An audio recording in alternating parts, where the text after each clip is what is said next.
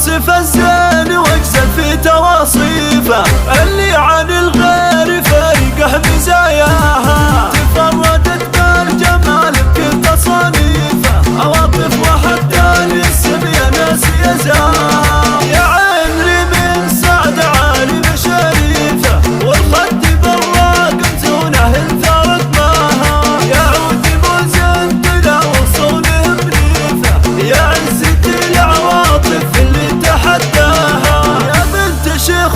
جزيلة مواقيفه، حمود والطايلة يتعب لمرقاها، راعي الكرم والشجاعة مكرم ضيوفه، في القصايد لمن حسن معناها، والجد مهدي معروفة مواقيفه، والف حميد المدح للكرم ويزهاها، أبوصف الزين واجزل في تواصيفه.